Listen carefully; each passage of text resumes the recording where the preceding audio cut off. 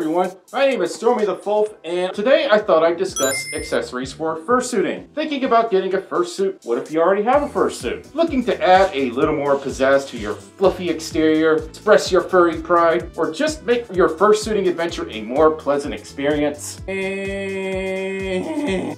you have come to the right place. Probably. Anyway, let's begin. Fursuit brushes. Seriously, this is an essential accessory for any fursuit experience, unless you want to get your fur all matted, nasty, and that can all lead up to balding, and that's not something you want. Because once your fursuit starts balding, that hair ain't growing back. Because obviously the fur is fake, it's not gonna grow back. I don't need to explain.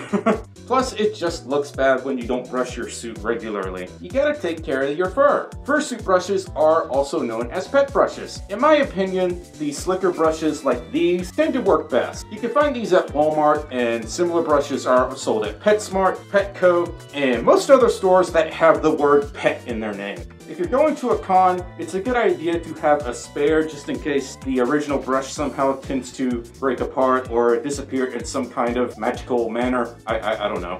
Fans. Fursuit fans can come in many different shapes and sizes. Some of them have a lanyard like this one, like this O2 Cool fan, where you can basically shove them in your fursuit mouth like this. Nom, nom, nom. Just don't eat it, of course. But yes, you can shove these in your fursuit mouth or anywhere that you can reach to cool yourself off so you don't pass out from heat stroke or whatever from fursuiting too long. Because as I've discussed before, everyone has their own heat tolerance and time limit when fursuiting, especially if it's really high. These, combined with water, can be a lifesaver. There are, of course, other types of fans that look like CPU coolers that you can basically attach inside of your fursuit head. These are really convenient, but do require some skill unless you make the fursuit head yourself. If you don't know what you're doing, you could void the warranty of your fursuit, and if your fursuit head ever needs repairs, your maker can be like, nope, I'm not touching it, you're on your own, pal. And that would be bad. Unless you're willing to accept these terms and have some fursuit building experience under your belt, in which case, that's up to you.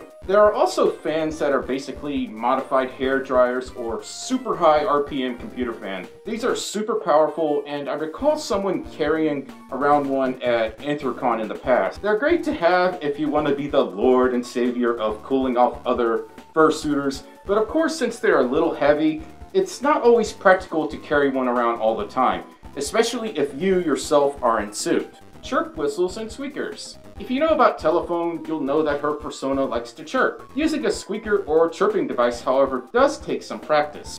Telephone, I believe, uses a Swiss warbler bird called chirper thing. You can find them on the onestopfunshop.com. You can also find squeakers on Etsy as well. Some people like these chirping devices, others can't stand them at all. In my opinion, if you get one of these, just use it in moderation. If you're squeaking and chirping every 2 seconds, it's going to get annoying and headache-inducing in a hurry. The cuteness of the effect gets lost if you're using it all the time. Some people might find them obnoxious, but they personally don't bother me so long as you're not doing it every 2 seconds, you know? Also, if you're an avid follower of Telephone, please don't get mad at me if I'm wrong about the chirping thing she uses, please. Colors.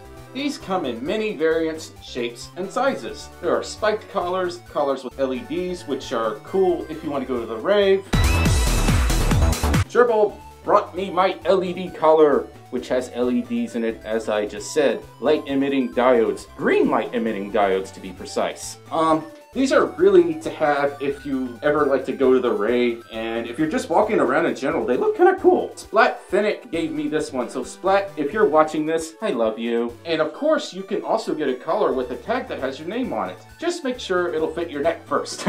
Because I know you can get them at PetSmart, they'll engrave your name, and they're usually just meant for like pets. Of course, they're good for fursuiters as well, but you need to make sure the collar is big enough to fit around your neck. Going back to the LED collars, these things are really cool, and they often go great along with glow sticks. These are super cool to have at the rave of any furcon. If you've been to a rave before, you probably know what they look like. They're often activated by bending them, where they go like, and then they suddenly start glowing. Magic happens, and you suddenly got a glowing stick that you could just wave around as you're dancing to the latest EDM tracks or whatever DJ is playing their music at the time, and I forgot to breathe again. Ah! Why do I do this to myself? Hydration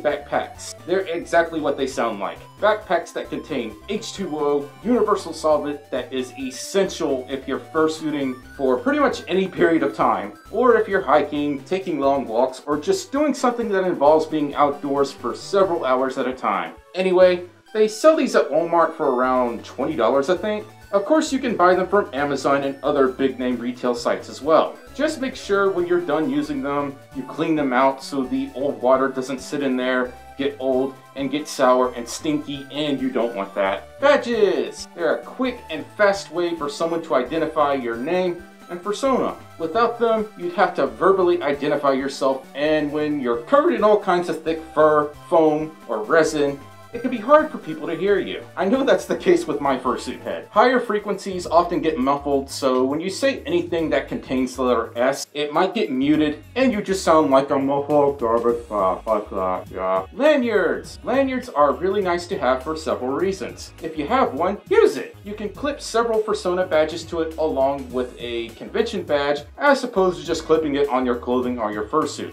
Where do you get one? The registration tables at some conventions will give them out, but if they don't, you can easily find one at the dealer's den or online through artist sites like Etsy. If you want something basic, you can also find them on Amazon, Spencer's. Actually, I went to Spencer's like a few days ago, and they had a ton of awesome lanyards to pick from. I think one of them had Sonic on it, so yeah, if you have a Spencer's in your area,